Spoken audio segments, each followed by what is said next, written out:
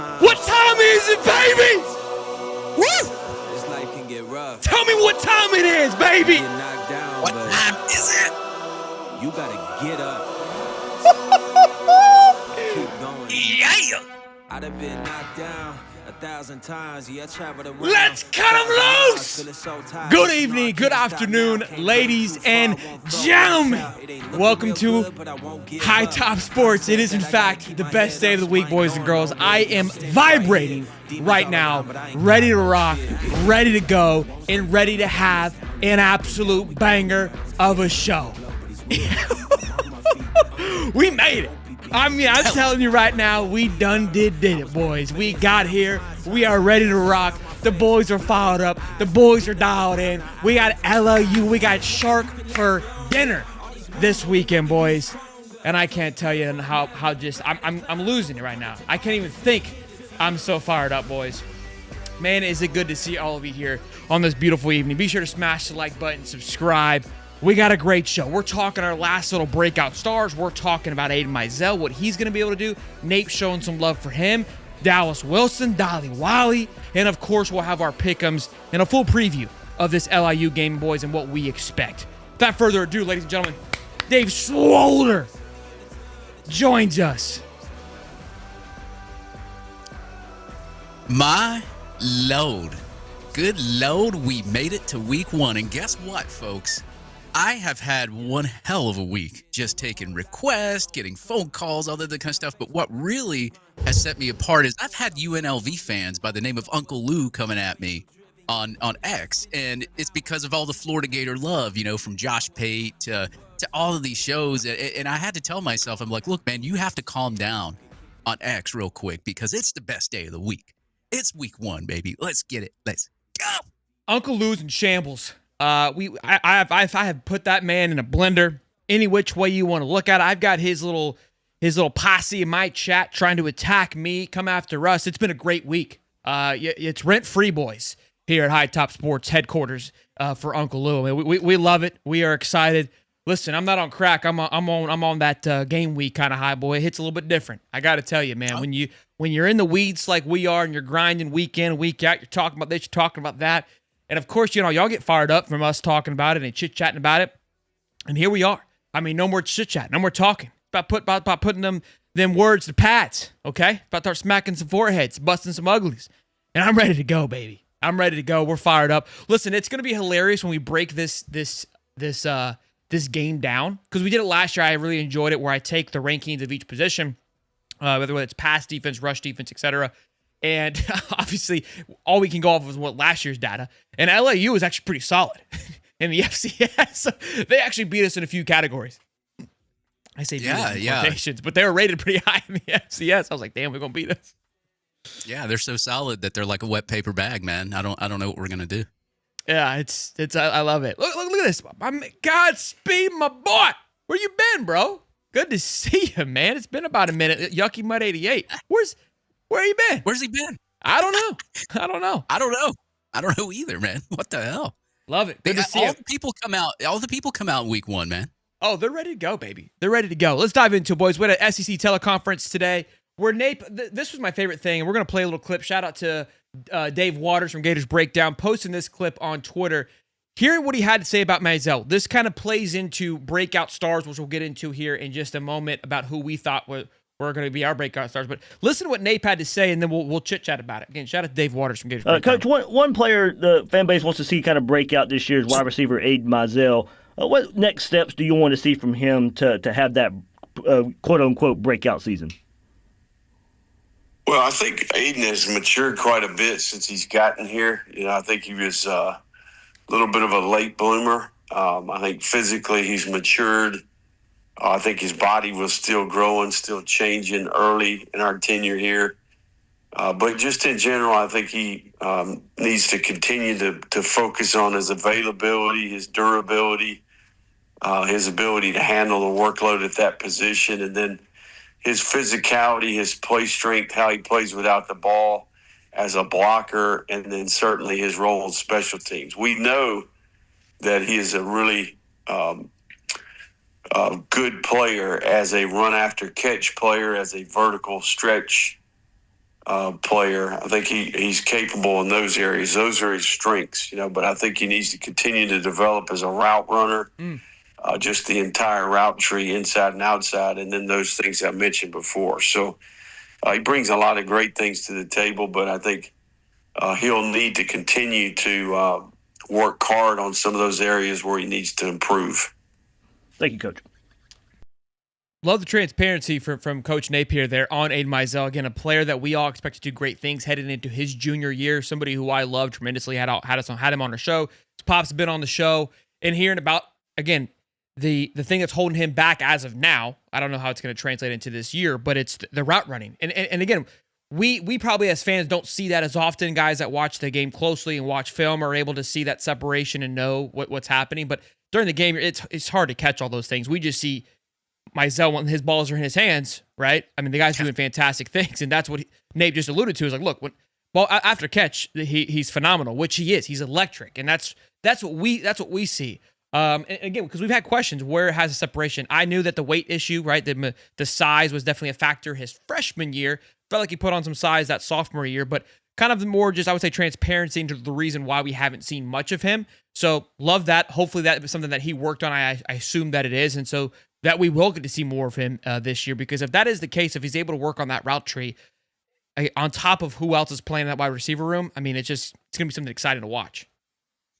Yeah, you're talking about a guy that when he had the ball last year, when he got receptions, he made explosive plays down the field. We're talking about not just against the lower end teams that we were playing. We're talking about against Georgia, talking about against Mississippi State, some of the SEC teams. I mean, just the yards after the catch that you get with Aiden Mizell. And then on top of that, like the Mississippi State game, you saw him break like 7 tackles to get to the end zone, even though the play got called back. You saw where his playmaking ability was, right? So Napier talks about learning the route tree, learning the offense and all that. Now, I've said this a million times. I've said, look, when DJ Lagway gets to learn more of this offense, when Aiden Mizell and some of these other players get to learn more of this offense in another year and they become starters, that's when you're going to see them start to bloom a little bit. Like, he's a little small flower right now. Now he's ready to bloom.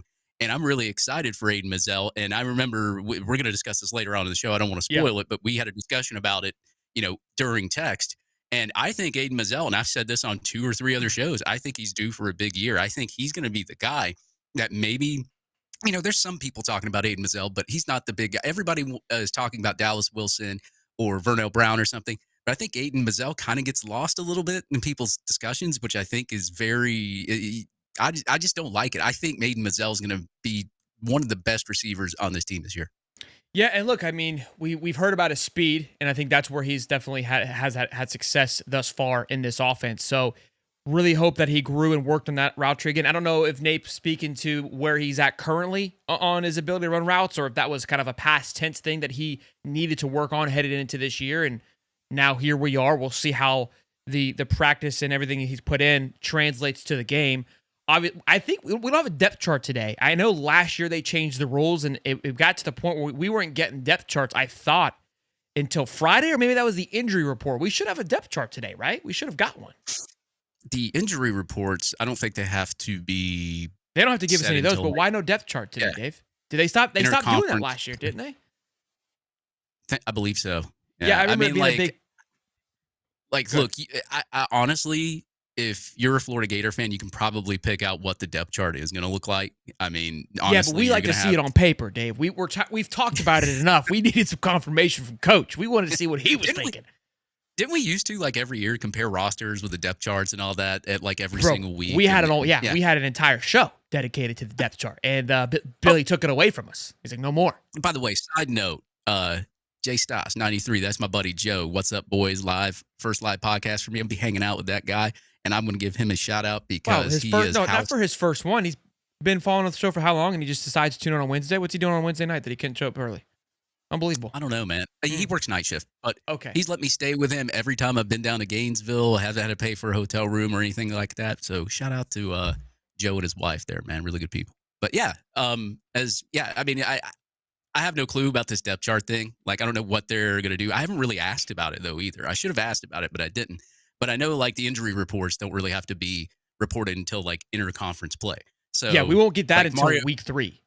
We won't even Right, see anything about the injuries. And then I know that, remember, like last year they changed it to where there would be like an injury report on Wednesday, and then if it was like probable or another word, they had to change that by Thursday or Friday to make sure that they were still kind of up to be able to play if it was, out by Friday. There's like three different reports you had to have with it. Yeah. We had fun with that, but I think we lost it. I remember losing the depth chart last year where they didn't have to release one, although FSU released one. It may be because of all. I mean, look, we saw what happened when FSU released their depth chart. It was madness on the internet, and maybe that's where. I think it's the same rule with the injuries. I don't think they can release a depth chart, or they don't have to release a depth chart till SEC conference play. But I think that's what it is. Okay, so we'll wait and see. But we don't have anything at the moment. Again, I think. I mean, I kind of wanted to see them have to put quarterback 2 on paper. I wanted to see running back 3 on paper. I wanted to see the cornerback room. There were some things that I wanted to see personally on where they felt guys were. The wide receiver room, who was going to make a break. Let's stay in the wide receiver room while we're talking about Mizell here before we break into the next part. He also talked about Dallas Wilson, saying he's exceptional. He'll be a major factor this year. One thing I've noticed from Napier is I feel like we're getting more out of him. When in past, it was very coach talk. Like, look, he's great. We'll see what he's going to do. This, to me, is very direct. He's exceptional. He's going to be a major factor. He's alluding to that Dallas Wilson is going to be on the football field. When asked about DJ and other guys last year, like we was pulling teeth to get any information whether or not they would be an impact, what they would play. He said, yeah, we'll throw DJ in, but it felt very nonchalant. This, to me, is like, no, Dallas Wilson will see the football field. And that brings me to my next question. We had a chat in our Discord about it. The boot is off. Will we see Dolly Wally week 1, Dave? What are your thoughts and feelings on that? I think we don't have any. Again, he doesn't have to give us an injury report. We don't have full confirmation on it. But what are you feeling from what you've heard? I've asked around, and the sense is Dallas Wilson will not play week 1. But that doesn't mean that he's hurt. Like, he is fully out of that cast or boot or whatever he's had. But I asked around about Dallas Wilson. He probably won't play week 1. I don't know about week 2, or he'll probably definitely play week 3. But I don't know about week 2 either against USF. But as far as I know, Wilson, he's fine. A lot of these injuries and a lot of these boot injuries have just been minor injuries anyway. There hasn't been anything like major in fall camp or any of these practices so far. So that's a good thing. We could keep our fingers crossed, especially throughout the year. But as far as I know, Dallas Wilson, I was told shouldn't be playing week 1, but you know how that everything changes second by second. In a weird way, I don't want to say I don't want to see him play, because I would love to see him play. But given the fact of the fact that there was an injury involved, I'm completely with how this wide receiver room. I kind of want to see what everyone else does. I want to see Mizell more. I want to see Nashawn Montgomery. I know we all want to see Dallas Wilson. We will see Dallas Wilson. I think we've confirmed that from Napier himself. I saw Dallas Wilson in the spring game. We will see Dallas Wilson. There isn't a question there. I think it's a great opportunity to see these Tonka Truck, Mizzou. Those are the guys that I'm actually genuinely excited. I mean, listen, I'm excited to see Dallas Wilson. I know we're going to see Dolly Wally. So the only reason I'm saying is because I know he's. Do you really need him this game, though? That's my point. Like it's you don't need him, and I want to see other guys step up and do some great. I mean, look, you could go to the whole secondary wide receiver, and we could see some fun stuff. I want to see some guys. The one thing that I would have liked, but I don't see DJ playing much. This is an opportunity for them to continue to build some in-game chemistry, if you will, that we're going to miss out on. But look, I think there's a lot of talent, a lot of places to feed the ball that they're going to work through today or tomorrow, or a couple days from now. I mean, for what we know with the weather the way it looks like, it might look like the 2014 Idaho game. Golly, man, I can't believe. So it looks to be clearing up around 7 game time, which is good, but the field may not be there by then. So that's what we have to look forward to. Shout out to DJ. We had the network on Monday with Michaela and Justin. Phenomenal show. If you guys haven't seen it, they talked about some big news dropping. The Chipotle was what dropped on Tuesday. Massive deal, which Chipotle also announced, I think, for 3 schools. They're allowing all student athletes to eat for free with a Chipotle card, which is incredible. Am I right on that? Am I right on the details? Yeah, it was like Georgia, Florida, and Ohio Texas? State. I think those were the 3 schools. I thought Maybe I saw Texas Oklahoma. too. Yeah. I mean, it could have been.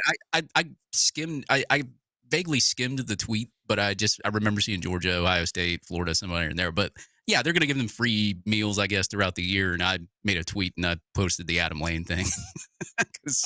Just Chipotle an is elite commercial. It's very not easy on the stomach. Yeah, yeah. Very 90s-esque style commercial where you've got just your superstars crossover type of commercial because Walter Clayton was in there and about basically, hey, it's your turn now, like passing over the box. Like just a really cool, well done commercial by Chipotle. And it just feels it was. I mean, it is. I know that it is, but it's so weird if you guys understand what I'm saying. Like we are consuming our college athletes in a professional light on the commercial side of things, not just like a picture of these guys at a gas station drinking a Polar Pop, like a full-blown $1 million production being produced. Again, the Gatorade one was a little bit different because it felt like DJ was plugged in. This was a commercial surrounding DJ and his teammates. You saw Aaron Childs, Tank was in the background, right? Like just really cool, well done commercial by Chipotle. Another big announcement's happened. This was not I remember I mentioned on Monday. There's the one that I'm aware of is massive. That was not it. There's bigger. I don't know if that's happening on a Friday, but there's something I believe happening on Friday as well. So keep your eyes and ears peeled on that one. It looks like I mean, dude, just think about what DJ Lagway has done for the University of Florida since he's been here, and the guys surrounding him. The Beats by Dre. I think there's only a few players that got that sponsorship.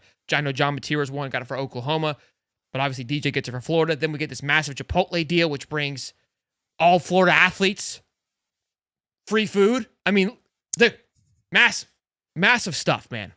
Massive stuff. Yeah, then you saw the Miller's Ale House video with Jake Slaughter, the Tush Harris. Burger. Oh yeah, the Tush Push Burger. Yeah, I mean, so like NIL deals are popping all around Gainesville. Like if you're an athlete and you're an elite athlete, especially at the stature of a Lagway, like a Haven that's out there, wink wink, might want to come to Florida, man. The NIL deals are pretty good.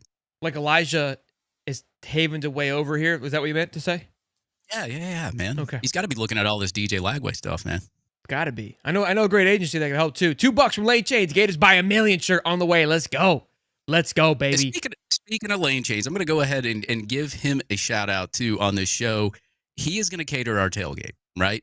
And he wanted me to give a shout out to K-Soul's Bowls and Catering located in Gainesville. You can get all your college and NFL party platters there. And those are the people that are catering our tailgate. So shout out to those people. Shout out to Lane Chains too. Hell yeah, man. Shout out to Lane Chains for bringing us some food. That's incredible. Just another one of those cool, awesome things. Look, rain, sleet, or snow, all kinds of weather, we're going to be there. The wife was like, well, should we go a little later? I was like, we got people expecting us to be there, baby. You can sit in the truck. We got to be there. We're going to have a tent. We're going to have all good stuff. But, yeah, hopefully, look, it's Florida. You can't plan that far out in advance, boys. That's why I don't even worry about it. I'll look at it Saturday at 11 a.m. to decide whether or not it's going to rain. All right, that's what I'll do. Boys and girls, almost 400 strong. Watch it. I was going to say, watch it only rain for like 10 minutes. That's what I'm saying. You can't get caught up in that kind of stuff. $10 from the sponsor says, I'm watching the pod and working. I'm pushing out another video for later this week. Let's go, baby. A little hype video from our boy, the Rook there. Boys, let's try to get 600 strong here tonight. Smash the like button. Let YouTube know that you guys are enjoying this kind of content. We appreciate you guys as always. Let's take a look here. It's the best day of the week, man. I haven't even retweeted the show, man. And we got like 367 in here. I got to get on my game, man. Come on. We've got to talk about breakout players. So last little week here, we've talked about breakout players here and there, but I wanted to put one last, kind of our graphic up of who our breakout players are going to be headed into this season. You've got your 3. I've got my 3. There was no criteria here. Like, hey, it's got to be a freshman. It's got to be this. I said, just give me 3. Could have been 3 offense. Could have been 3 special teams. Could have been whatever you want. Could have been a coach. I should have put a coach on here. I should have broke the rules, but I didn't. So, Dave, you're up first, big fella. What are your 3 players? Why you chose them? And Tyreek Sapp is kind of a weird one, but you got to sell us on why he's a breakout player. I mean, he's not. What is he breaking out of, Dave? He's breaking out of more sacks from last year. Yeah, We'll go ahead and go around like Tyreek Sapp. All right, 7.5 sacks last year. I mean, he really came on once the defensive scheme was changed. We all saw how the defense, thrived after, the Kentucky game, or was during the Kentucky game where everything got switched around. I mean, when you're not really doing much the half of the year, the defense and the scheme gets turned around, and then you're getting sacks out all over the place, and you're going up against teams like LSU, Ole Miss, and I just feel like Tyreek Sapp's due for a big year. We talked about the gains he had in the locker room, how he gained 60 pounds on his bench press. I mean, there was gains all over. He's just going to get bigger and badder and faster and stronger. So I have him going over 7.5 sacks this year. He might get double digits. So that's why I have Tyreek Sapp as one of my breakout players. Myles Graham, we've seen, and what really has impressed me about Myles Graham as a linebacker is his vision, right? You see a lot of linebackers that can get sacks and they can break up passes, but you don't see a lot of linebackers that give that Brandon Spikes vibe of just kind of visioning the field, stepping back, looking to see where the quarterback's going to throw it, jump up and snatch it. He did that in the Tulane game. Yes, I know it was Tulane, but still, he made the play. He saw where the quarterback's eyes were at, and he did that. He got an interception. He came down. Myles Graham also, if you've looked at his practice videos, he takes off like a torpedo, right? And he's already SEC built. Like, he's already a big dude. Like, his shoulder blades are like go up to like skyscrapers and all that. So I got Myles Graham as my breakout player that's coming in just as I would assume he'd be the full-time starter on the other side. But I would have Myles Graham as the breakout player. And I've already said this about Aiden Mazzell. Just the plays that he's made when he's been on the field, they've all been explosive. Like, granted, like he would take a little shuttle pass, whatever, and he would get 10 yards. But when he cuts up the field, he goes, like, he accelerates. And I think Aiden Mazzell's due for a big year. He knows how to get open, and when he gets open, there's a lot of yards in between him and the defender. I think Aiden Mazzell's due for a big year as well. I give you a little flack on Tyreek Sapp. Look, I think to have a breakout year, he's going to have to, to catapult or to grow on what he did last year. I mean, it's hard to break out when you're projected to go first overall in the NFL draft. So a little bit of a freebie there. Okay, let's be honest here. A little bit of a. I mean, I gave you a couple of freshmen. I can do a freshman if you want me to. Yeah, because I feel like Sapp's not a breakout. He's already broken because look, last year, if we, I think he's a few break out more. Yeah, I hear you. I don't like it though. Give me another one. Hold on, let me get a sip of this nice little drink I got here. I picked as my freshman, and I wish I was on the radio last week, and they told me to pick out a breakout freshman, and I wish I would have done two because I had two. Offense, I'm going Vernell Brown III. We've heard Billy Napier rant and rave about him. I've seen his film. I think he has all the intangibles to come in and be an immediate impact. So for somebody that hasn't done anything in college yet, because it's his first year, I would pick Vernell Brown III as the breakout player. And of course, we all heard his name defensively in the fall camp scrimmages, Jaden Woods. He would be my defensive freshman breakout player as well. Okay. So you got two little honorable mentions, it feels like. So I've got two myself, but we'll go over my breakout guys here.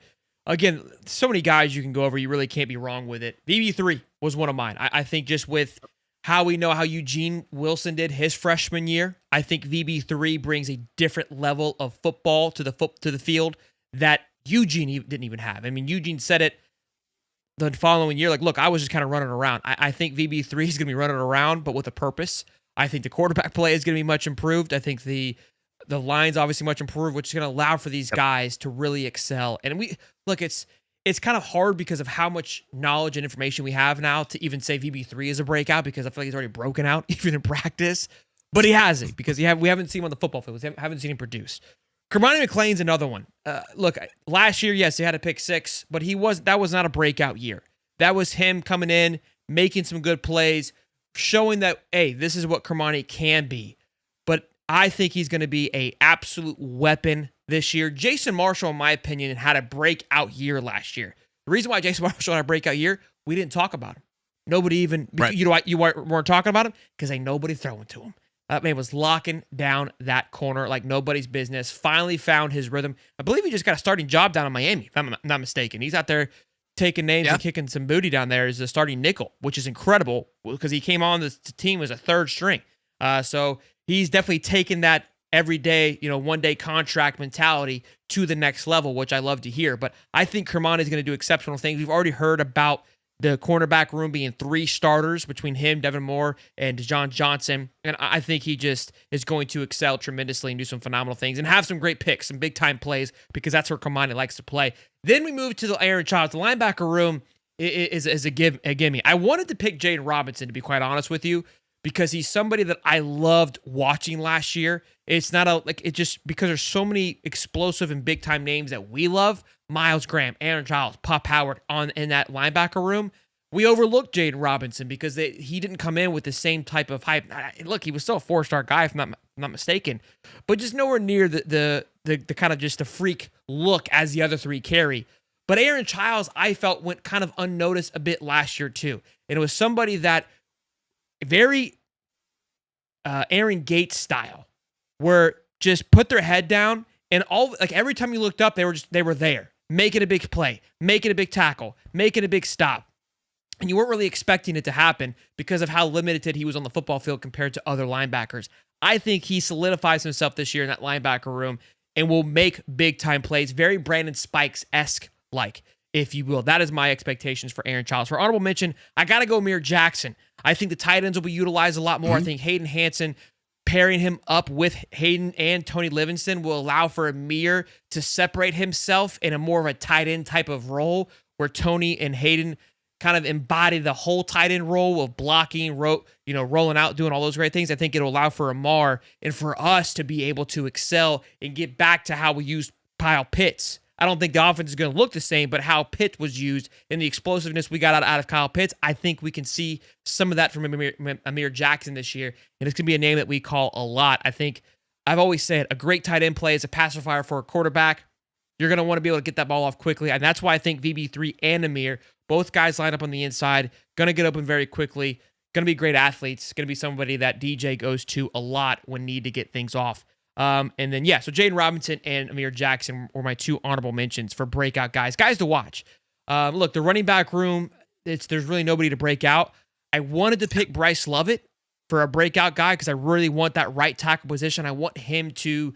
It's hard for a lineman to break out, but Jake Slaughter did it last year. I think Barber really established himself as the left tackle, which was it a breakout year? I think in a way it was because of how he's being talked about now. And I think even for Damian George was a breakout year, solidifying himself in that right guard position last year, which is why the expectations for this Gator team is so high because of those guys on the offensive line. So all in all, I mean, look, let's think about the guys we picked last year. We did this with Allie, right? I think you picked Derek Wingo. We had Joey Slackman on the board, okay? I think Justice Boone was this is where we need some receipts. It was rough going there for a bit. I mean, we had a lot of goose eggs for our breakout. Yeah, we did have a lot of goose eggs, but we had a lot of inspiration, I guess, in picking those things. And what's funny is you could go back to the first year of Napier. Which three guys would you be picking? After the season, it'd be Ricky Pearsall, Eugene Wilson, and Anthony Richardson. That's all you would really. Actually, Eugene Wilson wasn't even playing by that time. It'd be Ricky Pearsall, Anthony Richardson, and probably somebody else. Right now, you've got just a plethora of guys that you're naming all these guys, and I'm thinking of guys like Jeray Hawkins, the 4.25 runner. Does he do something special teams wise, or does he make plays? I mean, you've got so many talented guys on this roster now that it's really hard to sit there and pick one and be like, oh, this is going to be a breakout player, because a lot of these players have breakout potential.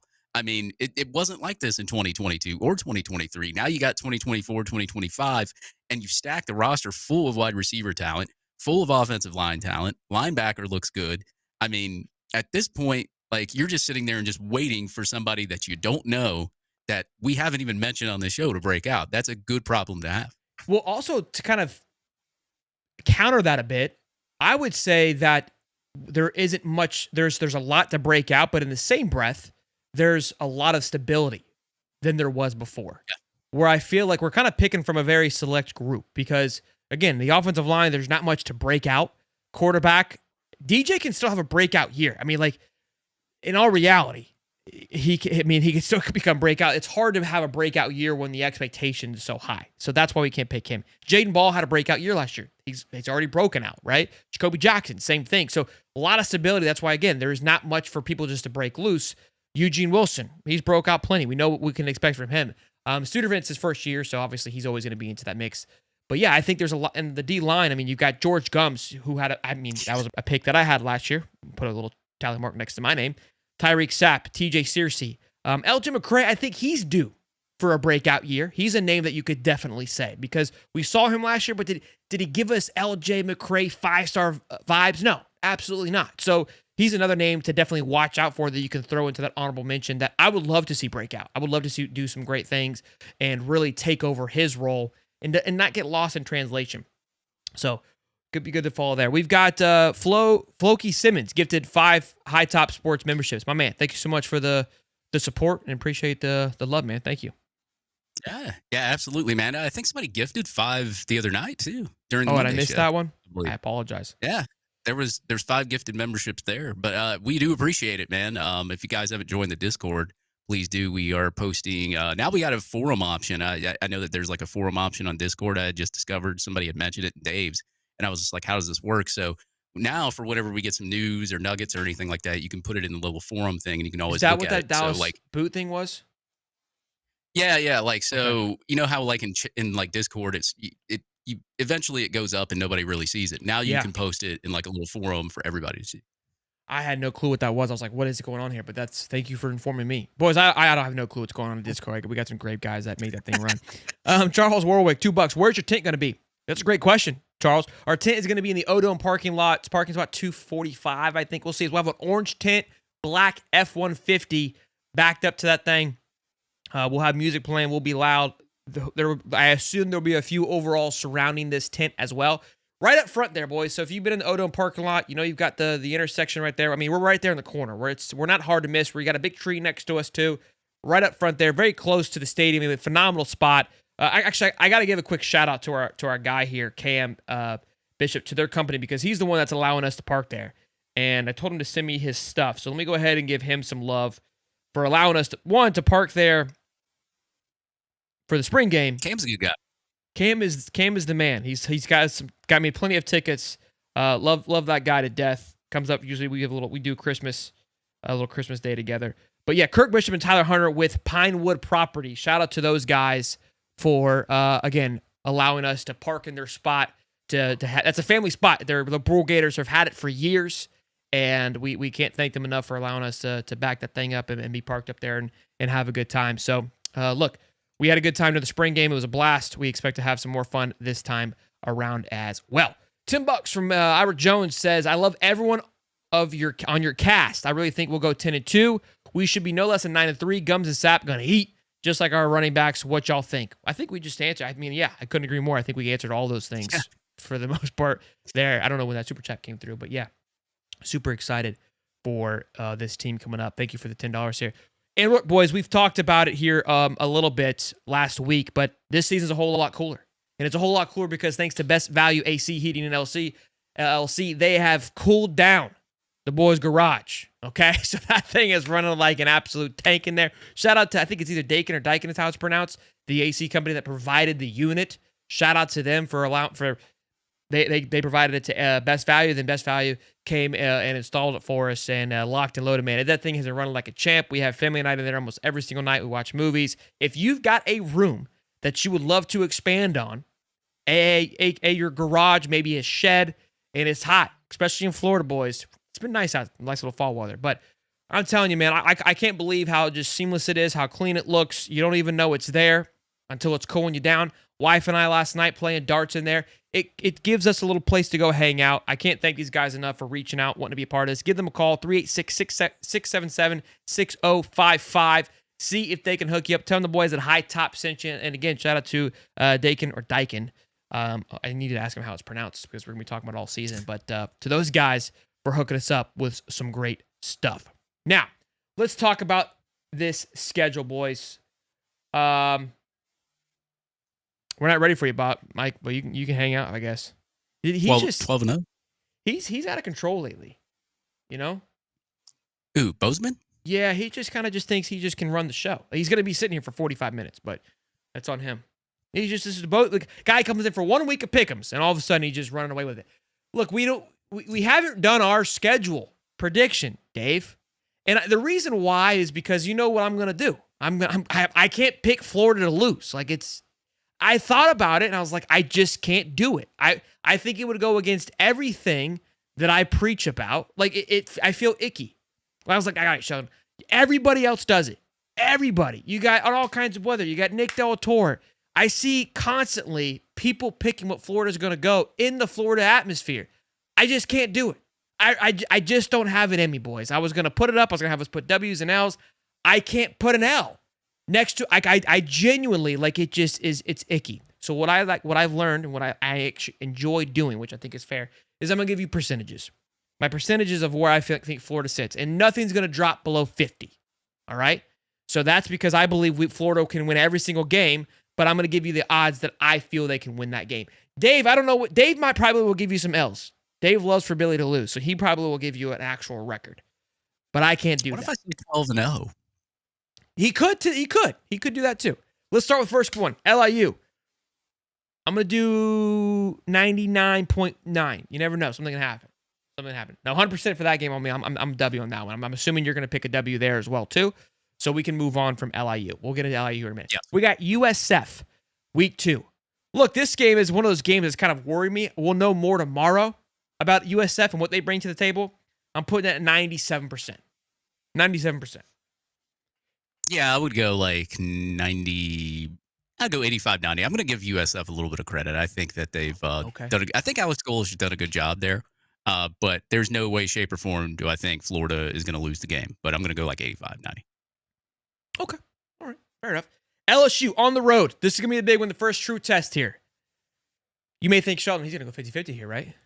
I feel very confident heading into this game. I really do. I think that LSU's offensive line, you'll see it this weekend. I think Clemson's going to chew it up a little bit.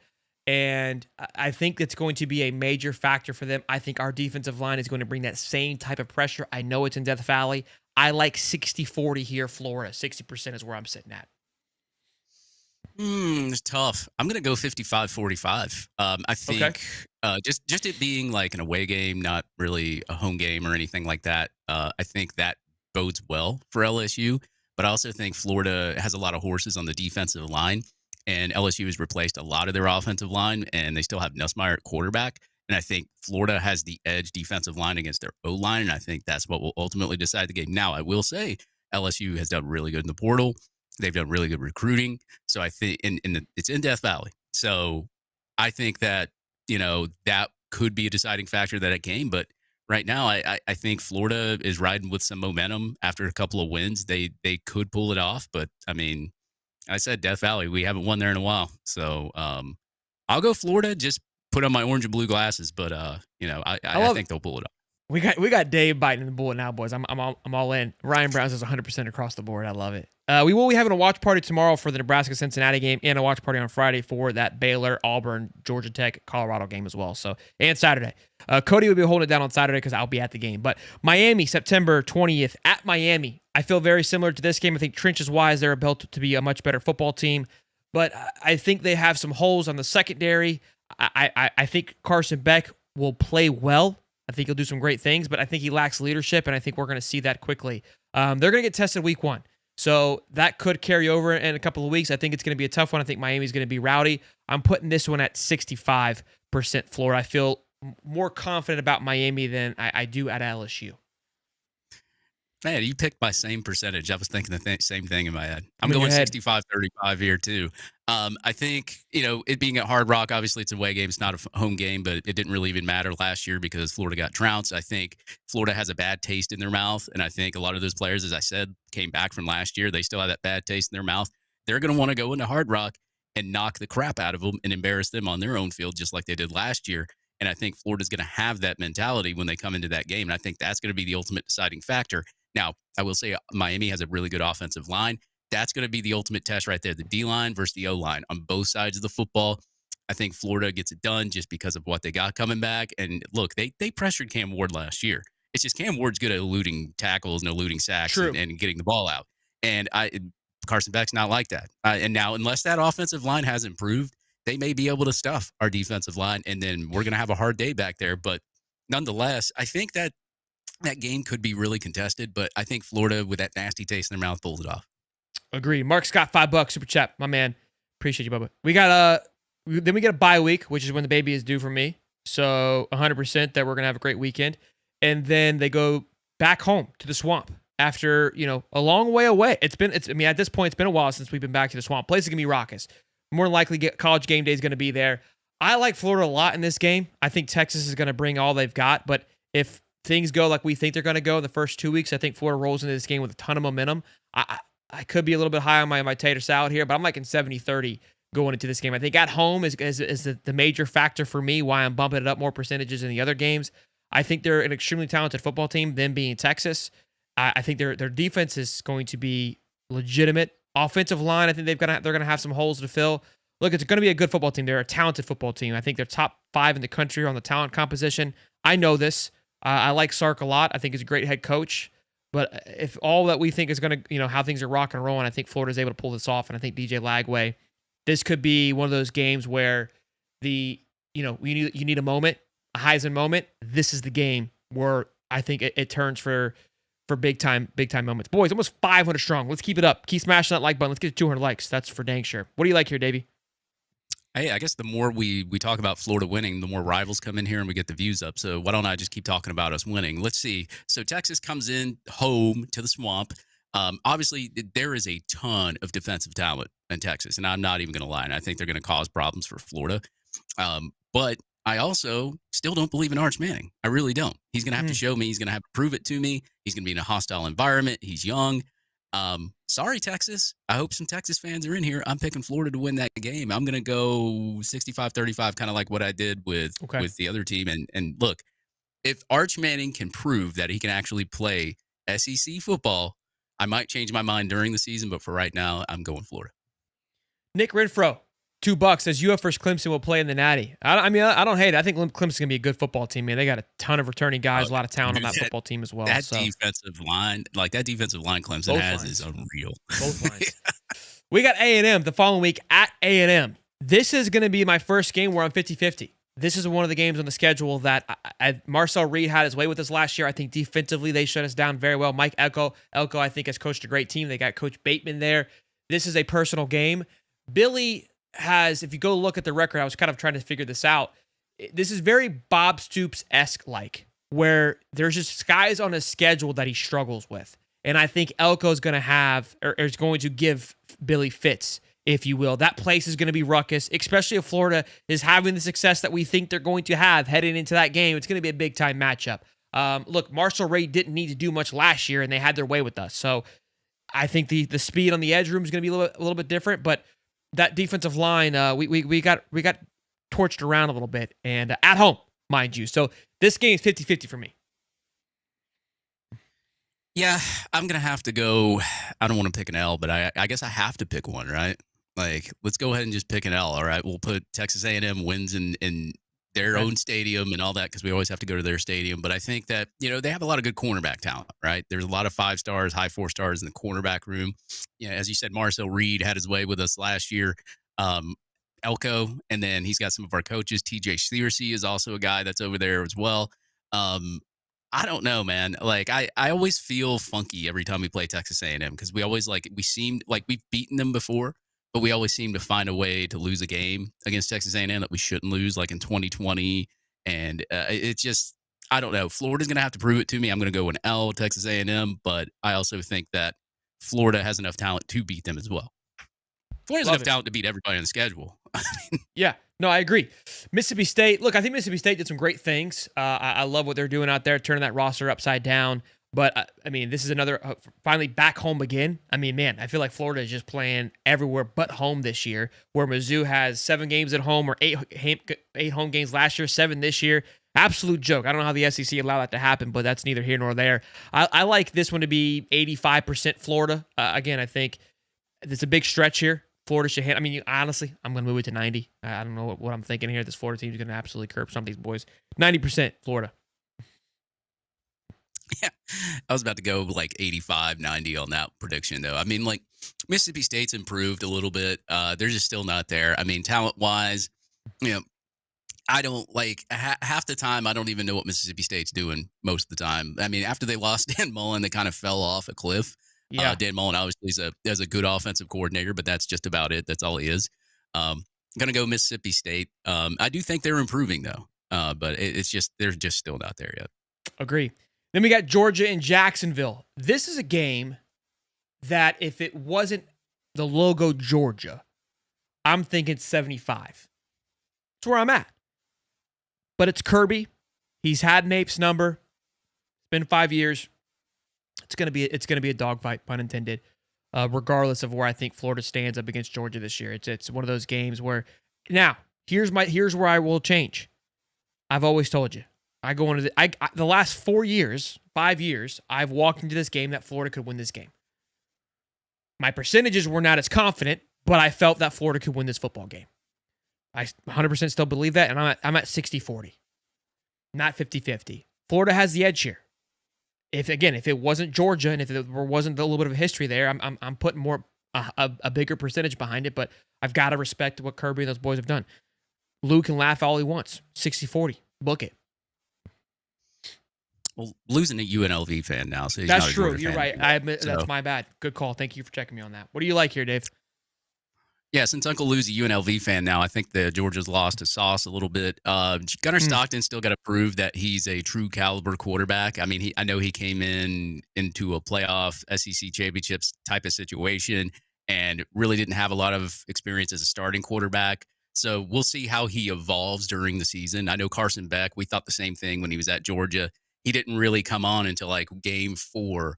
And then, of course, they went all the way to the national championship the very next year. He kind of blew off a little bit. He wasn't that great, threw 12 interceptions. Gunnar Stockton is going to have to prove it to me, man. Until then, I'm picking Florida to win this game. And I know a lot of other people have picked Florida to win this game, including Andy Staples, a couple other guys too. It's the Gunnar Stockton factor, man. If he can prove that he can play SEC football and score more than 10 points against Notre Dame, then I'll go ahead and pick Georgia. But until then, I'm not picking them. So it's going to be Florida. Kentucky the following week. Look, I think the Stoops era could be coming to a close here at Kentucky. This is back at home. Got a little stretch at home now for the Florida Gators. I like this one to be 95% for old orange and blue here. Yeah, I think Kentucky's had their heyday. I think they've fallen off since then, and I don't know. The days of beating Florida, I guess, with just pure talent versus talent, it's not probably going to happen. Oh no, it's anymore. on the road. Excuse me, it's on the road again. I apologize. It's not still doesn't even matter. Yeah. But I don't know. Florida should come in. Florida should go in there and kick their teeth in. So I'm going to go pick Florida. There's no way, shape, or form I would think that Florida would lose to Kentucky right now, just based on the fact of what I've seen from Kentucky, what I saw from them last year. They could improve. We don't know, but I just think that their heyday is over with. So I'm going to go pick Florida. We've got Ole Miss. I know you love Austin Simmons. I think Ole Miss takes a massive step back. I think some people picked them going 8-5, 9-3. That's where people see them. I think it's more like, or 8-4, excuse me, more of a 7-5 kind of year for them. I like this game at 80%. That's where I'm at with it. I think you still have to respect Lane Kiffin's offense and what they're able to do. But again, when you start, man, I'm getting tired of thinking about these games going week in and week out. But Florida should be able to go in and handle their business. They did it last year with less, and Ole Miss had more. And Ole Miss has less and Florida has more. That's kind of my quick little synopsis of that football game. We'll talk more once it gets closer, but right now I'm at 80% for that game. Yeah, I'm very high on Austin Simmons. I think he's one of the best pure passers I've seen come around in high school football in a while. I think he gives the Florida fits. I honestly do. I think Ole Miss it's going to be an away game as well. I think Florida, I'm going to pick this a little bit closer. I'm going to go God, it's so hard. I don't want to pick an L, but I mean, God, when you match up talent for talent, Florida should beat him, right? Yeah. Florida should beat him off the bat. But Lane Kiffin, when he has a good quarterback and a good passing quarterback, he picks defenses apart. And you're like an Ole Miss very here? Worried. I'm very worried that it's an away Spit it out, game. Dave. It's at Ole Miss. I'm going to go orange and blue glasses, 55-45. I'll go Florida just because I'm a Florida fan, and I'll go orange and blue. All right. But I think Ole Miss can pull it off, though, too. So 500 boys in here. We finally hit 500. We got to get 100 more to get to 600, or we're not leaving until we get 600. But let's get some more likes. Appreciate you guys showing your love and support tonight, man, on this beautiful Wednesday evening. We got Tennessee at home. Finally, we're back home. Look, I think Tennessee, man, I know they've had some changes, but I've been speaking more positive of Tennessee. I think they've got a great system. I think Heupel does a great job of building an entire organization and not just relying on certain people. I think their trench work has been great. They've recruited well in that area. It's going to be a tough game. But we've had Tennessee's number at home for the last couple of years. I think this should be a no problem. I'm looking at this one about an 85 to 80 range. Again, same boat as Ole Miss. It's one of those games, always going to be tough. But I like it. This is year 4 for Billy, and we've taken Tennessee down 2-1, right? Or Billy's taking Heupel down 2-1. And the year we lost last year, right? 2-2. That we should. Did you? This is year 4. First year and then last year. Oh, he lost with Anthony on the road. Yeah. So it's 1-2. No, he won last year as well. So you got to go Anthony and then the game So it's last year. 1-2 though. It's 1-2 then. Yeah, 1-2. Yeah, it's gonna be 2-2. I forgot about the Anthony Richardson year. Yeah. So that one I feel like they whooped us. Then they came to our place. I was at that game. We whooped them. And last year we should have won, but we didn't. But okay, so it's 1-2. So we got to even it up here. Yeah, 2-2. Yeah, I'm going 2-2, man. I mean, I don't think that Aguilar, when you lost Nico, and granted, Nico wasn't the greatest quarterback, but you lost a big arm there, right? That you could have probably made better in year 2. Now he goes to UCLA. You guys trade quarterbacks. Joey Aguilar doesn't really have good statistics. I haven't seen a lot of great things on film. Yes, he threw for a little over 3,000 yards in the division that he was in. Cool. This is the SEC. I don't believe in Aguilar, and I think Tennessee might switch quarterbacks during the year. Before we even play them. We might be playing a different quarterback by that time, but I'm going to go Florida just because it's Tennessee and they learn how to Tennessee and they can't still beat us at home and their quarterback sucks. So I'm going Florida. Dave's ready to go. He's reared up and fired up. Florida State, 100%. We are wearing that ass out. I'm not even blinking. I'm not flinching. We are putting that body into a body bag, my boy. Okay? They're going to come up in the swamp. We're going to plant the flag on their side of the football field, however we want to do it, and we're going to serve them their 11th loss of the season. All right? That's how it's going to be handled. Go ahead and book Yeah, it. I think Constellation or whatever his name is, I just don't – I mean, he's not even going to be able to see over the line. Like, how's he going to see one of the safeties, an Aaron Gates or a Deshaun Johnson over that line? Like, he's not going to. I got to pick Florida in this game. Now, they could switch quarterbacks too by the end of the season. I don't think that does them any favors. That quarterback might be hurt because they're have you seen their roster? It's something. Yeah. I'm going 100% Florida. Yeah, Florida State sucks still. I love it. Well, there you have it, boys. There's our picks for the year, I guess you can call it. I mean, look, I like the percentage game. I think it fits my personality. 12-0, baby. First, my personality. A couple of super chats here before we move on and get Bozeman here for our pick'ems. We got $20. Lifelong Gator fan. Got 3 daughters who bleed orange and blue. I get it from my dad who passed a couple years ago, born and raised, and still live 20 minutes outside of Athens, Georgia. Love the show, boys. Keep doing your thing. Go Gators. Andrew, my man, appreciate your support. Thanks, Shout out Andrew. to your 3 girls, and much love for you and your pops. Glad that he was able to pass that down to you. You pass it down to your kids, and we get to look. We get to hang out and celebrate it. So shout out to your pops. Dude, Well, this wouldn't be here. We wouldn't be hanging out if it wasn't for him, man. I'm laughing so hard because you know this is going to get clipped. Oh yeah, $5 from Jeremy 444. Only position I don't recall y'all discussing is kicking game. With our schedule, it may be important. Assume no news is good news. Trey good from 70 yards. Good Confirmed. from 69. Good from 69. Good for 69. Yeah, Trey Smack. I'm not concerned about that. I mean, that's just, where's his ice in his veins at? The kid can kick it. The kid's got a leg. Is he going to be dialed in come game day? I think is always going to be, you never really know. But Trey Smack, I think, was phenomenal last year. Rocco Underwood, baby. Yeah, we got the best center in the game. Uga's going to smack Florida. Daniel Riviera, $2. Thank you, Daniel, for your love and support. As always. Real quick. Hopefully Stockton can smack a receiver and get more than 10 points in a game. Amen to that. Boys, we released 2 shirts today. We've got Gators by a Million. Our Beat Miami shirt has been released, along with Rocky Flop has also been released. So those shirts have hit the market. Go ahead and scoop them up now. Look, I know there's a lot of blue, but think about it. Miami's got orange, so we can't do orange, and so does Tennessee. And I feel like the ivory is good, but it's just like, we're blue. So gonna have a lot of blue shirts in the closet probably, but that's just kind of how I think as a Florida fan, we expect to have blue in the closet. It's your blue or orange. So that's how that works. I was about to say, we should get an orange shirt, man. Let's get one orange shirt. There's an LSU. The LSU is orange. So there's an option in LSU to be orange. Okay. I didn't see that in the shop. Maybe, is it new? Beat LSU's up. It's been up for about a week or so. Maybe 2 weeks. 3 weeks now. I haven't been in the shop lately. Boys, we're an hour in. We're not going anywhere. 500 strong. Be sure to smash it, like it. We've got the Bozeman picks, and then we're actually going to do a quick little breakdown versus LIU. I mean, it's not much to really break down, but I felt like I'd be doing it a disservice. Like I've been criticizing Billy and the boys. We've got to approach this week like it's a normal week. We got to go through our process just like they go through their process. So we got to bring up the chart. We got to go over it. We got to get after it. But let's bring old Bo's doggy dog in here. Let him chat it up. We need a breakdown of last week. That's what we're going to need as well, too. Bozeman, welcome to the show, big fella. The Boz. Happy to be here. A little more The serious. man than that that, we've huh? all been waiting for. Love the hat, by the way. Great hat. Shout out hat me. Thank you, man. Don't Oh appreciate yeah, thanks. Don't appreciate that at all. It's, But, it's ivory. That's why I ordered the ivory shirt to match it. amen. Amen. Look at that. All right, let's. The ivory. Where are we at from last week, big guy? How do we do? Well, I don't know if you can see my board up here. No. I got our standings up there. Let's Oh, see. thank you. Oh, sweet. So Shelton brought up the rear, which is I think I heard where he likes it. 1-4.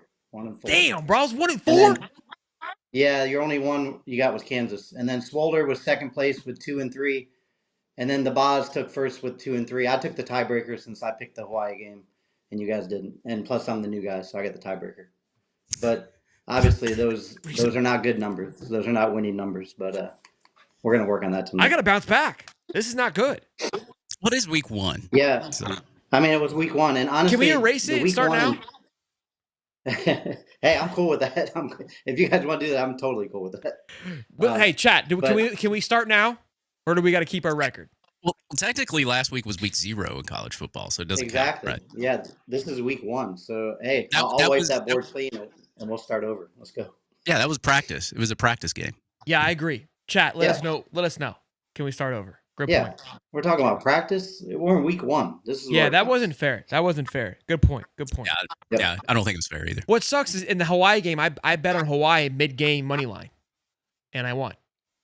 So I feel Yeah, like I I should heard get a 2. I feel like I should Good be job. able to- I should go 2-4 for that, or 2-3, because I changed half Um, pick.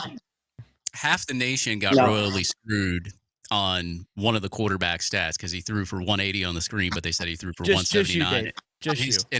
And his score was 179.5 to go over. So yeah, Oh. I got. We got screwed. all right. Yeah, So we got a couple deletes. We got a couple keeps. It counts. No redo. I think keeping it. Listen, that's all right. Look, the chat's spoken. They're savages. We're keeping. There's a lot of All right. 50-50s, I think, but I think the keep it crowd's been louder, faster, and sometimes being first is better. Look, I'm all for it. I'm not gonna shy away from it. We sucked. We got to own it. We were ass, and it's up to me to bounce back. Keep- Right? I've got to. Yeah. I wasn't playing. Right. I wasn't playing championship pick'ems first week. That's fine. That's fine. I'll own it. I'll live it. You know, the first week or two are kind of hard because especially with the transfer portal, there's so much movement, so many new players. So after about week 3 is when we start getting into gear and then we start hitting these picks a little bit. Look, better. I'm We're tired of trying feeling to sorry start for off- myself. Let's lock at the FN. Y'all are F. The fact that you wrote it on the whiteboard and had to show everybody, yeah, shit's personal now, Bozeman. I mean, Yeah, fuck that.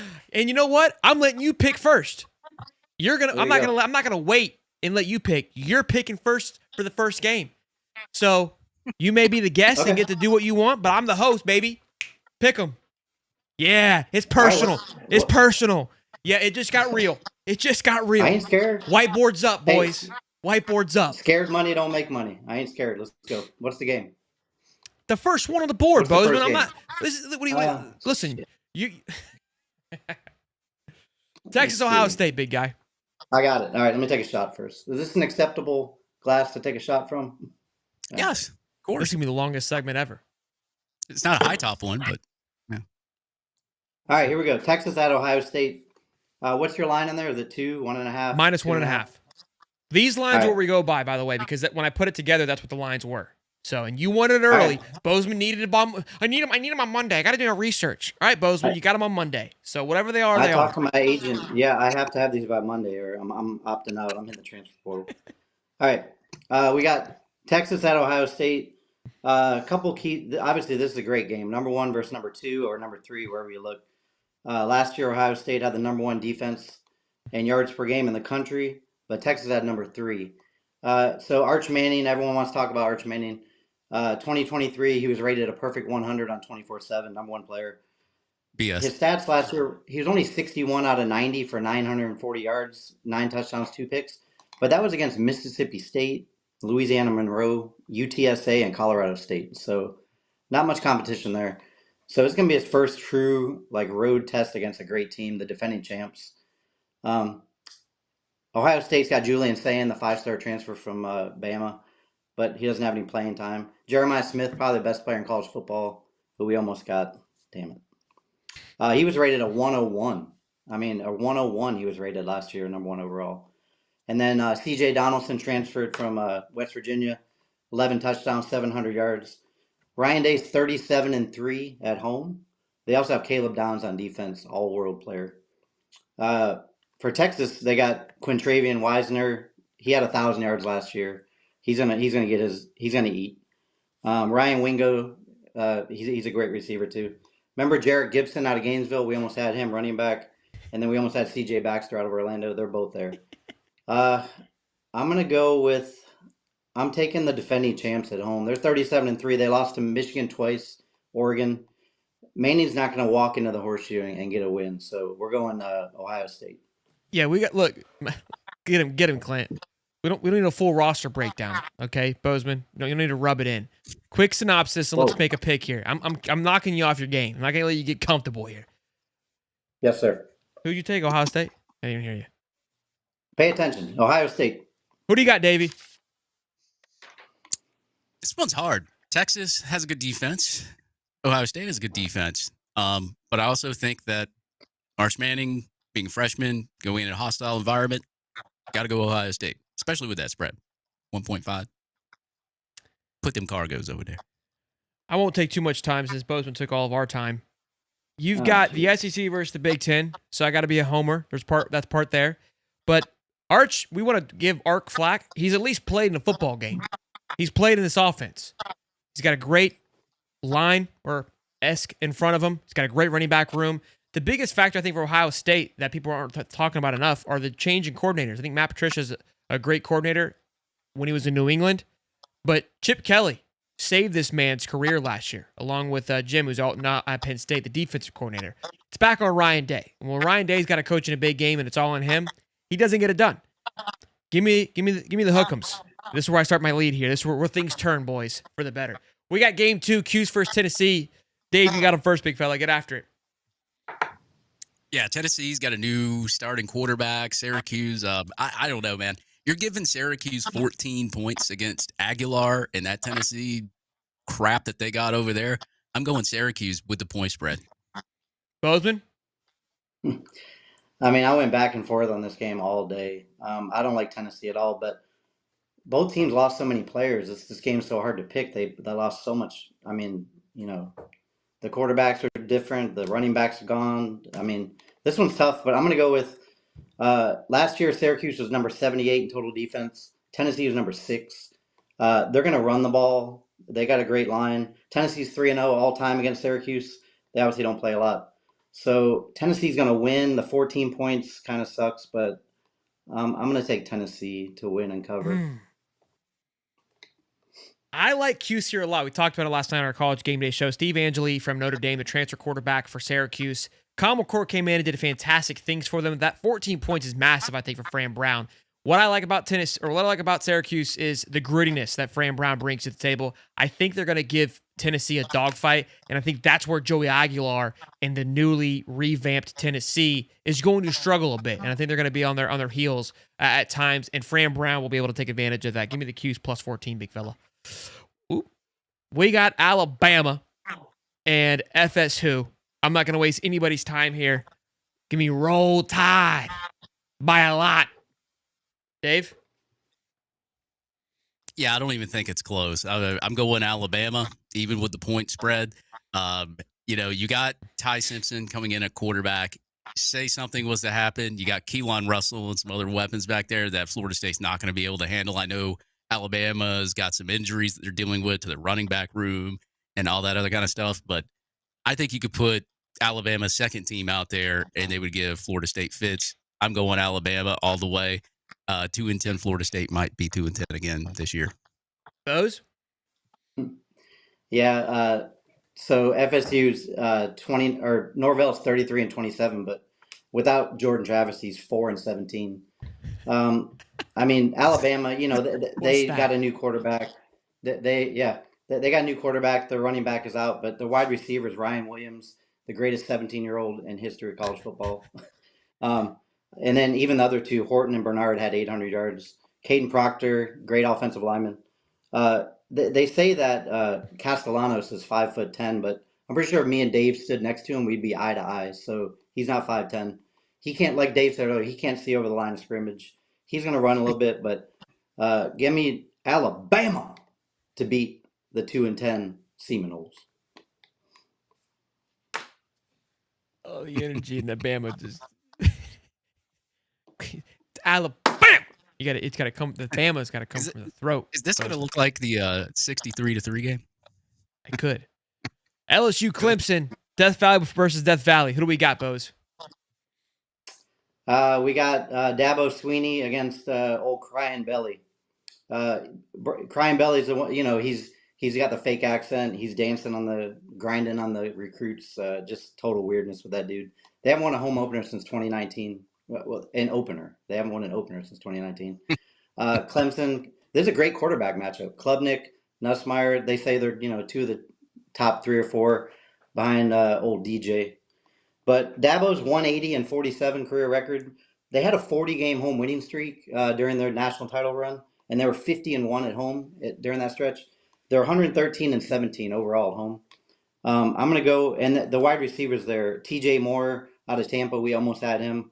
He had 700 yards. Wesco had 700. Williams had 900. I'm going to go with Clemson at home. Yeah, I don't like the 3.5. That hook might be scary, but LSU, like I said, they haven't won an opener.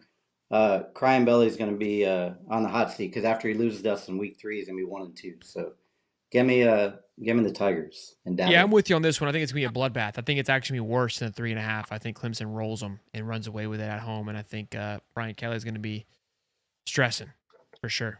Dave, you on the same boat? Yeah, I'm in the same boat. I think Clemson's D-line gives their O-line, their new O-line, fits all game. I think Nussmeier's running for his life a lot this game, and you got your quarterback running for their life. You got him up against a good D-line. That's not a good thing to have. I'm going Clemson.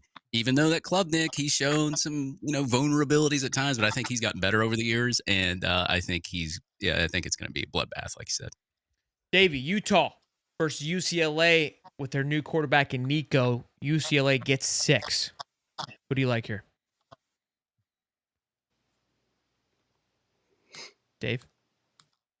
Oh, I thought it was Bozeman going. My bad. Yeah, I mean, Utah, they're kind of a weird team when you think about them. I mean, they've got a new quarterback. I think it's named Devin Dampier or something like that. But UCLA, they have Nico, and against that Utah defense, I think Nico can have some success.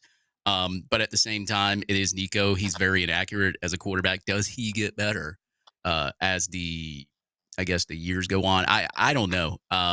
I'm going to go pick UCLA with the +6. I think that, Utah might be going through some issues with just the roster turnover there. And I just think UCLA with Nico can overcome Utah. But at the same time, like without Nico, I would probably be picking Utah. Bose?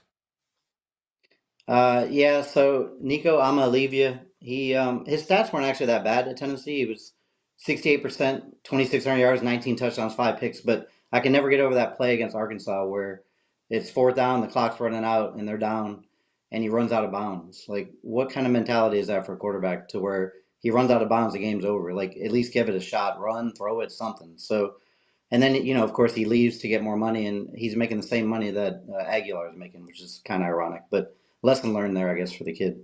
But, hyped a little bit. They're going to have Javian Thomas, the running back. He's going to be running the ball good to help him out.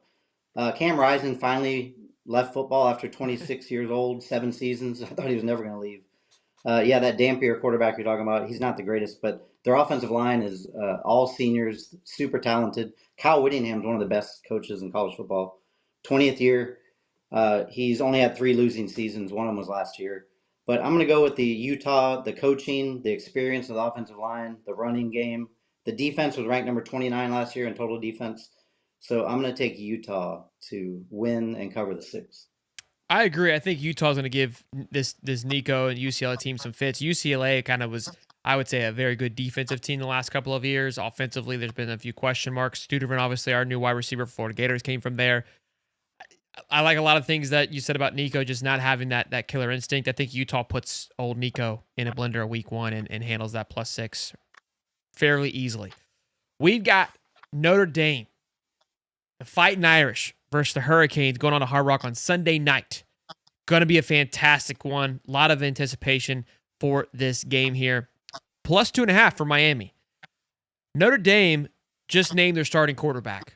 But there's a reason why Steve Aguilar has you so fired up for Syracuse, because when he stepped in last year for Riley Leonard, it was as if he didn't even step out. And the reason being is because Notre Dame is just a system.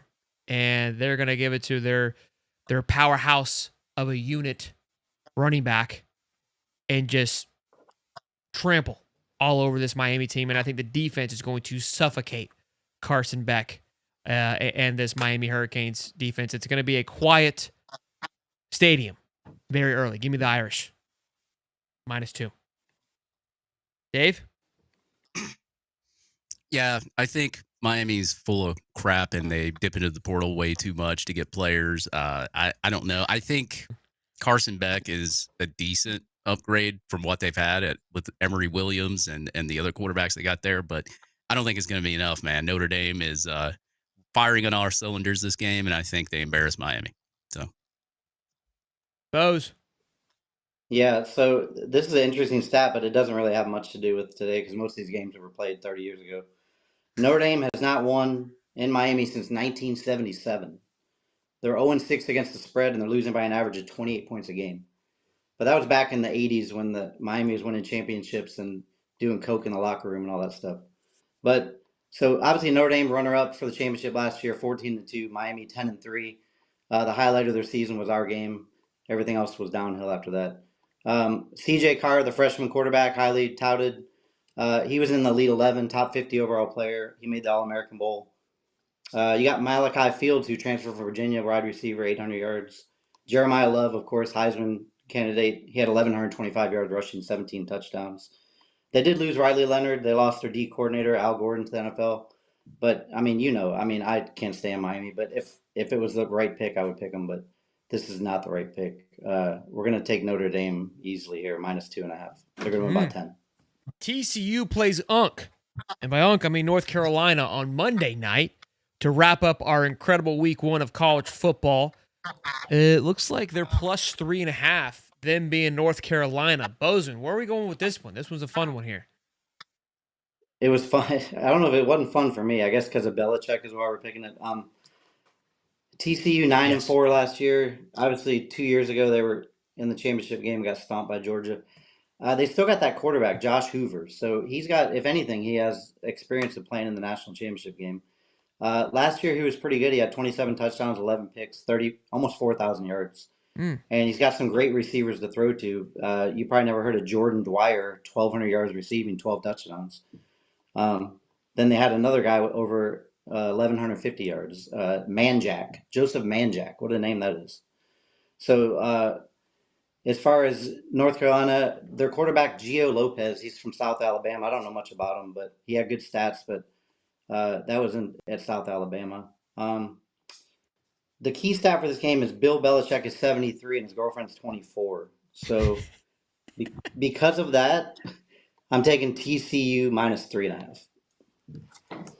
So we've only got 2 games that we're oppo right now, and I got to make a roaring comeback because I just want to bury you in this. So I was going at this, my method in this game, my stat line for this game was whatever Bozeman picks, I'm going oppo.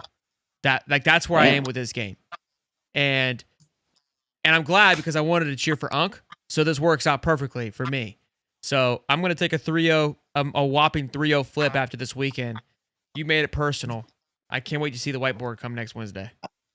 Oh, the whiteboard made it personal. Okay, I was going to say, what made it personal? It's only the first week, man. You're trying to make no, up it was ground already. it was just the tone, it was the attitude, it was the camera tilt, Oh. just all of it. Felt very personal. Felt like you wanted to make a point after week 0. You wrote it on a piece of paper to boot. Not only did you put it on a whiteboard, you doubled down. You've got multiple angles of it. Yeah, it's personal. Just in case you didn't see it. And look, I should have been first anyway because I can bench more. All right. Okay, in first. That should have been the tiebreaker. What do you want, Dave? Pick the game. I'm going with TCU, man. Josh Hoover Good. threw for almost 4,000 Bunch yards of last year, losers. 67% bums. completion rating. You Got a solid bums. quarterback. It's Bill Belichick's first game. as a Nobody head cares coach. about your take. You bums. Oh, I can't wait Give to. me I'm the buying horn. I'm buying an Unk jersey for Monday. I can't freaking wait. I'm so Give me the fired up horn for these froggy damn games. frog. You don't even. There's 3 games that I'm watching. Tennessee, Syracuse. I'm getting chirped in the comment section. I'm gonna go buy a Syracuse jersey, a Texas jersey, and an Unk jersey, and I'm gonna be going buck nat. You thought old Lou was gonna be UNLV. Wait till this weekend. Wait till I was this about to say weekend. that. All right, I'm gonna buy a full blown old school chalkboard to roll in this son of a gun to let you guys know what the update is next Wednesday. That's what we're doing. That's where we're That's at. what we're doing. Oh God! All right. Drop my phone. Wow. They're You like, made "Geez, me drop my phone pick and 'em. everything else. Man. Just pick 'em, guys. I don't think I've seen Bosa's not Shelton coming this back. bad. He's like, I didn't realize this is what it was. This is the same treatment Tyler got. Yeah. Hey, listen, before you boot me out of here, I got something to show you guys real quick. Hang on. Whoa. Uh-oh. Oh, There we go. There we go. Spot the ball, baby. Spot the ball, Spot baby. the ball. Listen, so as far as the pick segment or the season prediction, let me just, since it was kind of my suggestion, let me just tell you real quick. I'll be 1 minute. Florida's going to finish 9-3. I hope they finish 10-2, but 8-4 is the floor. They're going to finish 9-3. Oh no. We're winning the first 2. We're splitting the Miami LSU game. We're splitting the Texas A&M game, and we're splitting the Georgia Ole Miss game. So we're going to be 9-3, but that's my prediction. But obviously, I hope we go 12-0. But realistic me says 9-3, which is the playoffs. So we're going to the playoffs. 12-0. Oh, love it. All right. Love the pick. Also, boys, I know Bozeman put some money down on Florida. The spread is 45.5, and Bozeman put Florida to cover. So you didn't give me the one thing you didn't do. You didn't give me Boz picks, the Boz Bucks. Well, you were too busy drawing on your whiteboard. No, I have it right here. Here you go. Well, I needed a pre-show so we could put the color. We could put the pause. Okay. They were on the board. Okay, all right, fair enough. Go ahead. So Nebraska, my parlay is going to be Nebraska -6.5, South Carolina -8, and Bama -13.5. 20 will win you 136 on the Hard Rock app. And then your lottery ticket, which is your 18 parlay, which just for fun is going to be to win almost 800. Georgia Tech -4.5, Tulane -6, Indiana -22.5, Iowa State -14, Clemson 3.5, Ole Miss 35.5, Florida 45.5, and Notre Dame -2. So if you guys want to tail these, parlays are mostly for fun. I mean, you're not going to make money betting parlays and sports betting. But, you know, they're exciting. You bet a straight bet, it's not exciting. But parlays can be fun. But bet responsibly. But my best pick of the week, my best bet of the week is the Cox. Give me the Cox -8. Oh. Oh, man. We got to clip that. That's going to be golden. There we go. We're going to soundbite that one. We're going to soundbite that one. That's going to be a button. That's going to be a button. I love it. I can't wait. Give you the what? Yeah. I love it. Give you the what? -8. Can you put it on your hat? Can your hat light that up? Can we? I could, yeah. I mean, it would take a few minutes, but I could do it. I could put it up, whatever you want up here. I could put it there. Oh, man. Woo. I love it. Real quick, though, shout out to Bozeman. We're doing a giveaway here in just a little bit for 2 tickets on the 50-yard line for the LIU game this weekend. And that's all thanks to our guy here, the Boz. So we'll be announcing that tonight. And then yeah. So we're gonna do about 3 or 4 winners in case not everybody can go. Let me give them my socials so they can reach out to me. And and if you guys want to give me a follow, that'd be cool too. It's Gator Bozeman, Bozeman on X and on Instagram. Gator Bozeman. If you do win tonight, please just message me on one of those, and I'll get together with you, and then we can go over how to get you the tickets. If you want to, like I said, I'm going to be there 11 a.m. until game time, so I'm going to do the Harmonic Woods tailgate. I'm going to do Sheldon's tailgate, maybe hit the Florida Victorious tent, check out the food trucks, get some drinks, and then do the Gator Walk, and then get you in the game. So the tickets they're the 22nd row on the 50-yard line. Just an amazing view of the game. So we'll have a blast. So yeah, just hit me up if you win. Are you bringing the Cox? Oh God, no. I just want to know. Just want to make sure. I'm bringing the alcohol. I'm not bringing the Cox. No. Okay, all right. Bozeman's got the Cox. We've got the Gators. Unique 86 says pause. It's perfect timing. $2. Thank you. Bozeman's been very cocky this whole time. All right, Buzz. Appreciate you, big guy. Yeah, thanks, man. Nice talking to you guys. Go Gators. Thank you, Bubba. Go Gators, boys. Man, good stuff there with old Bosman. Great pick'ems. Great information there. We got to work on him being a little bit faster, though. You know, he's kind of little speed. Yeah, get a little speed there. Yeah, it was like an encyclopedia of sports. Yeah, a lot going on there. All right, look, do we have any? I know we got some great voicemails that we got to go over. Yeah, we got 4 of them. 4 voicemails. Figured there'd be more because it's game week, but play the voicemails and then I'll get our duckies pulled up here for the giveaway. Rubber ducky. All right, hold on. Let me pull up these voicemails. Here we go. Hey guys, Sean in New Jersey. Great show last week with Jake Crane, and Zach Goodall. I had no idea Jake and Sydney were a thing, though. I mean, my stats guy saw them both at the Coldplay concert, but I wasn't there. So, hey, you know what Zach said about practice sports. Prove me wrong. Seriously, though, interesting conversation on Napier. Had me wondering if he does find a way to lead the Gators to a natty or an SEC championship in the next 2 years. How does that change the narrative for Napier? Where would that put him among coaches currently nationally? And then where would it put him in terms of just Gator football lore in general? And then would it be a proof of concept that really to build a winning program, it's to focus on recruiting and then sprinkling in through the portal rather than just going full send through the portal? I know I'm getting ahead of myself, but I'm really hoping to see more of the scared money, make money, scared money, don't make money. Napier, when it comes to play calling this year, I think we got the talent to do it. So I want to see us go out there. And Sheldon, like you were saying, like, I don't want to see us just play scared and in the third quarter just running the ball. Like, I want to see us run the score up teams. I want to see us just ball out all day. It doesn't matter who's playing. And I think we got the dudes out there to do it. So time to let the big Gator eat. Go Gators.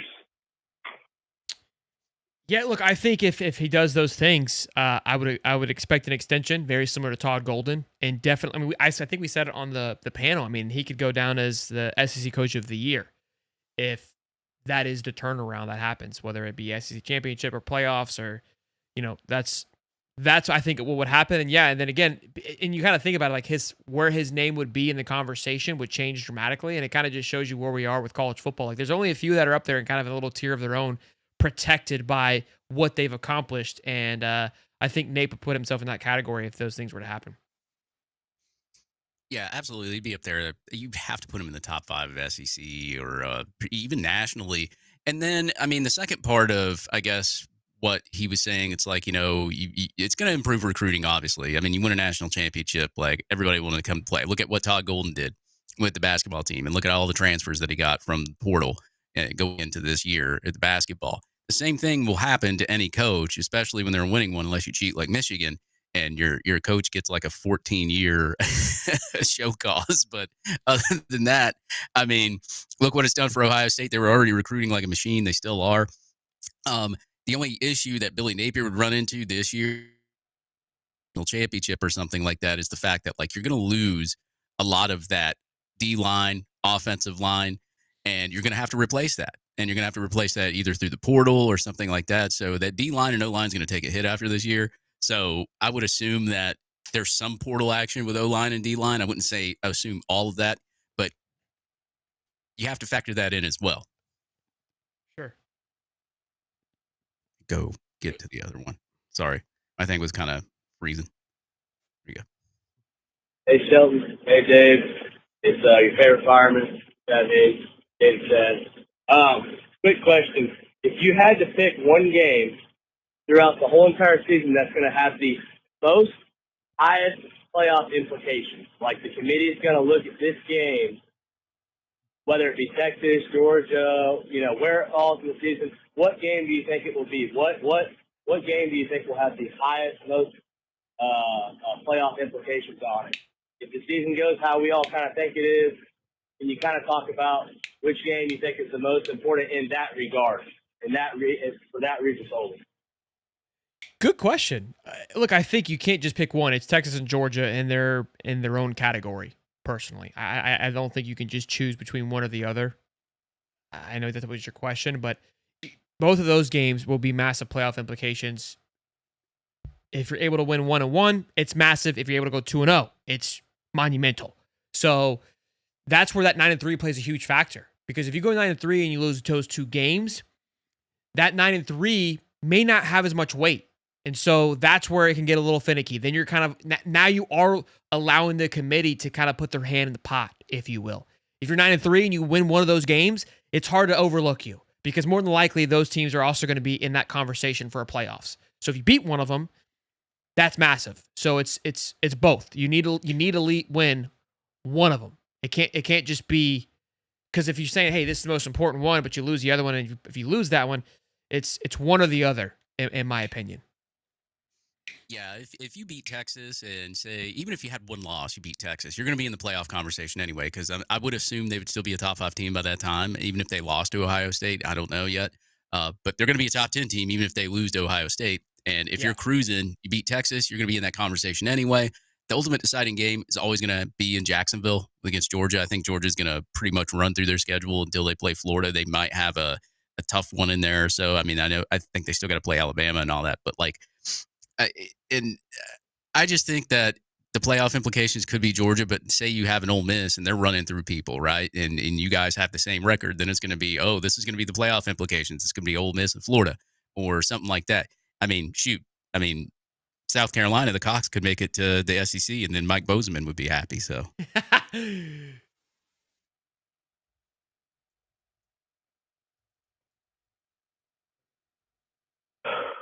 what's up, guys?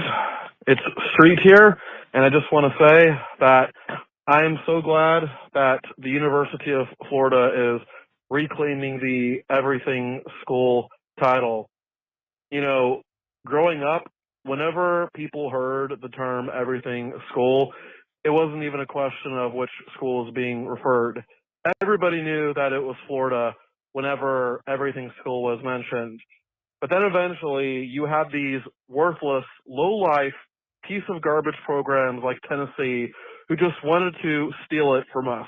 No, that is our slogan right there. In fact, Scott Strickland, I don't know if you listen to the show, but if you do, all right, I'm asking you right now. No, I'm not asking you. I'm telling you, you need to trademark that shit, okay? You need to trademark everything school for the University of Florida, okay? Because there's only one everything school, there will always be only one everything school, okay? So Tennessee, all these other poser schools who want to try to steal it from us, no, be original and come up with your own shit, okay? You are not in everything school, and you never will be in everything school, okay? We actually have the shit to back it up, all right? So once again, Strickland, I am telling you, you need to trademark that, all right?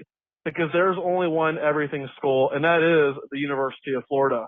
Anyway, go Gators. Wow. There wasn't a question in there, I think.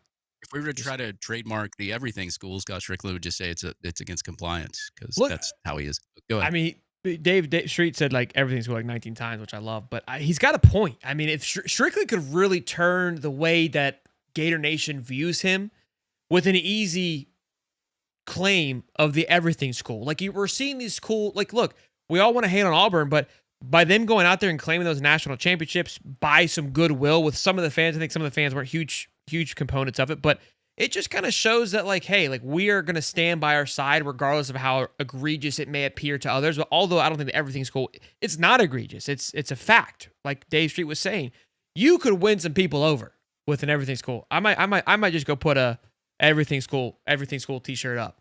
Since they won't, we will. We'll claim it. I love it. How many more? We got one more? There's a lot of things Scott Strickland could do, but he doesn't. We got one more. Hey there, High Top Crew. This is Gary, longtime listener. I was just wondering, the things are looking up for the Gators this year, and I was just wondering if you think we can finally get over the hump and beat the Hurricanes. I mean, we keep losing. Mario Cristobal? Are you fucking kidding me? Mario Cristobal? Man, if we lose to Carson Beck this year, I think Sheldon has to eat a cup of shit like the guy from FSU. That's all I'm saying. Love you, boys. As a point, it sounded like Edgar Thompson to me. I mean, that was a really high-pitched voice. It could have been like Mark Long or Edgar Thompson that called in there. I don't know. It sounded like an AI voice to me, though. But yeah, I don't know about like getting over the hump because like we got to get over like the Georgia hump and all that other kind of stuff. Like Miami's like a small school in the total bowl. Yeah, they came into your home. They embarrassed you last year. Okay, cool, whatever. But like I've said it a million times. If you lose to Miami, you beat Texas and Georgia, nobody's going to care anyway. Like, right? So, but yeah, Mario Cristobal is a terrible coach, and we should have beat him last year, and we should beat him this year. So we'll see. Yeah, I don't know how to take that phone call. Somebody says I'm gonna have a shirt up tonight shirt. We're quick with it, boys. We don't play games. We like them. Yeah, we love them. That was a non-vetted voicemail call-in thing that I did not vet these calls before they came in. So yeah, sorry about that, guy. I need that audio. Yeah, I love it. That's awesome. That sounded like an AI voice, dude. It had to have been. I love it. Oh, man. Boys, 430 strong in here for an hour and a half. You guys are incredible. Thank you, and girls. Are awesome. Thank you so much for the love and support. Let me get this thing up on in here. We got 2 duck races, how it's going to work. All right? So, because there's too many people. So, how this is going to work is we're going to have 2 races, and I'm going to try to see if I think I could take the top 4 or top 2 from each one, and then bring the top 2 from each one and bring them in. And then, however that finishes will be, so the first person, like you got to get back to me quickly, right? So we can get you these tickets. If you're not back to me within a certain time frame, I'm going to go down to the next couple.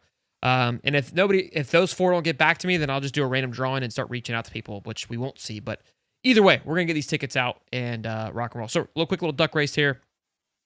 Ignore all that. Let me get this bad boy put on up there real quick. All right, little duck race for the boys. We always love a good duck race here to get things for the boys rocking and rolling. We'll do about 25-second race. Here's the heat 1 for the duckies. Yo, let's go. We got a lot of duckies. On your mark, gets up. Here we go. The ducks are off. 20 seconds to go. It looks like something Kersher has an early lead. The duck number 80. Well, those don't seem to usually play out. Looks like James might be the first name, but here comes the panda duck with a late pull, and then here comes I'm him. But S-Beck making a run, and we got some duckies coming after. We got Jimbo SEC. We've got Williams. We've got Anthony Williams at the buzzer. Anthony and Jimbo SEC were the top 2 duckies there. I saw SEC hit the checkered. That was ducking crazy. That was ducking crazy. Anthony Williams and Jimbo SEC. Can you write those down, Dave, so we don't forget? Anthony who? Williams? Williams and Jimbo SEC were the top 2 for that race. Okay. Anthony Williams. And who? Jimbo? Jimbo SEC. Yeah. Jimbo SEC. Oh, look, he's in the chat. Look, he's fired up. Shami, the entering's already done. You can't enter. It was either buy a shirt or be a member. So, well, you're already a member, it looks like. So you're already in, Sean. Here we go. And they are off. The final 2 ducks for this one will go into the final race here. We've got an early lead from Florida Lee, it looks like, followed by Chris Soft. We've got a big one. Swoozy Williams, though, with the lead. And we got Vangelis Saporis leading here at duck 4, but I don't think they're going to pull away. We've got the Trump duck, Devin Gibson. Could he come out of nowhere? But here comes some duckies. Here comes Devil Dog. Here comes, no way, Jason, Corey Gates, and Hall of Fame college football. Corey Gates and Hall of Fame college football, which is Jason, the Oklahoma fan. I've got to hit him up and see if you fly in for that game. I think he wanted to go to the swamp, so that could be a crazy one. Corey, you write him down, Corey Gotts? That was quacktacular, man. What? Corey who? Corey Gates and Jason. Corey Gates. Got him. Oh. Quectacular, man. Oh, no. Donald Ducking it, man. We're Donald Ducking it. All right, we got a final duck race between these two here. Jimbo, you need some tickets? I already have tickets. Add someone else. Oh gosh. I got tickets to the gun show. All right, let's do this. Let me add some. I'll feed you the names, baby. You need to feed you the names. I got them, baby. Yeah, Anthony what? Anthony Williams. Huh? SEC Jimbo. He's out of it. And then Corey Gates was the other one. Corey Gates. Oh, Jimbo can't do it? Yeah, he just said he can't do it. Oh. He was so excited, too. Yeah, I know. I've got the sheet over here. Hold on real quick. Yeah, man. Swimming in ponds, quacktacular. I'm going to do a random, like a close my eyes kind of thing and put somebody in here. Shelton with a pen in his hand asked Dave to write something down. I don't have any paper. Just write I it. went to go write it. About, like, write it on your hand, man. Yeah. Old school way. I'm going to pull a random one out of this section over here. Zachary Tyndall is who we're going to add to the list here. I don't know who that is, but that's what we're going to add. Zachary Tyndall. Yeah. Tyndall or Tyndall? In place of Jimbo SEC, since he already has tickets. Shout out to Jimbo, man. Shout out to my boy Jimbo. All right. And who knows if these guys can even go. So we'll see. All right, 30 seconds. Rest of your lives. Here we go. And they are off. Corey Gates, Hall of Fame, Anthony Williams, Zach Tyndall. Zach, the Batman duck. We got the frozen duck here. Anthony Williams with an early lead. I feel like Corey Gates is going to come from the clouds here. Last minute pull. If Jason wins this, the Oklahoma duck, which could be good favor for whoever finishes second, because I don't think he's flying in from Oklahoma to go to this game. But I could be wrong. It looks like Anthony Williams might get it. He's stayed ahead the entire time, followed by Corey Gates, second. Corey, Zach, and then Hall. So, Anthony Williams, if you are listening, you are the winner of our duck. He says spectacular. Spectacular. Quacktastic. I will be at the Champions Club, Tom. I will be up there. So I'll be touchdown terrace. Touchdown terrace. We're all going to be scoring touchdowns on Saturday, boys. Boys, I know. Give you the rundown. Tomorrow we'll be live at 9 o'clock for Nebraska versus Cincinnati. Then we'll be live Friday, 8 p.m. for the Baylor Auburn game alongside Colorado Georgia Tech. Should be a great one. And then, of course, Saturday we are going to have a blast. Be tuned in. We'll be live from the tailgate. We'll be live for it's going to be our first call-in show, which I'm excited. I think the fans should be fired up for our call-in show. If you're new, if you just came across our channel and you're like, what are you talking about, Sheldon? By golly, buckle up, sit back, and relax, okay? We do a call-in show after every single game where you, the fans, call in. It's your show. We just host it. That's about it. Cody and I run those things. Intoxication is typically involved. So do with that with what you will. They're late if the game is late, and they're early if the game is early. That's just kind of how that cookie crumbles. So they're all pretty late this year. That means Saturday's going to be long and hard for the boys. Bozeman would like that Bozeman. One. Yeah. Bozeman would love that one. Good callback. Yeah, that was good stuff. Yeah, I'll be hanging around Friday at Spurrier's with hopefully with Steve. I don't know if he's going to come down there or not, but I'll be with my buddy Joe, some of the other guys. So hit me up or whatever if you're walking around there. I'll be there Friday. Of course, I'll be there Saturday for the tailgate. I might stop by Harmonic Woods before 11 o'clock, before the tailgate actually starts. Hang out with them for a little bit because they start at 8 a.m. and they do colors and everything else like that. They'll have Long Island shots down there, by the way, for Long Island. So incredible. Make sure you pack your drinking arms there. But I'll be at Harmonic Woods for a little bit. I'll come up to the High Top Tailgate and probably go around the Gator Walk a little bit later, almost towards game time. I'm probably gonna get some footage of the Gator Walk a little bit, but I'll probably mosey on back. But yeah, man, it's gonna be fun, man. First week of the season, I'm pumped, man. Like I've already talked to like 4 different people, been on the phone with Lane Chains a lot because he's gonna be catering it too. So stop by. I will say it's first come, first serve with the catering. If it's gone when you get there, sorry. We don't have unlimited food, I don't think. But shout out to Lane Chains. Shout out to some of our sponsors, of course. Shout out to Alma Mater, too. Like, if you guys, we usually do a live show Friday at Alma Mater. We couldn't do it this year. But if you guys want to see me hanging out, I'll be in Alma Mater for a little bit, too. hanging out with Brian, the owner there. Really good custom apparel there, really good T-shirts, lots of stuff in there too. So go ahead and check it out there. It's right beside PDQ as well.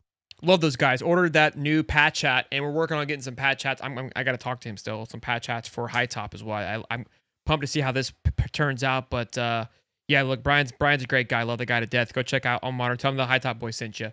And we love you boys, okay? Look, it's game week, baby.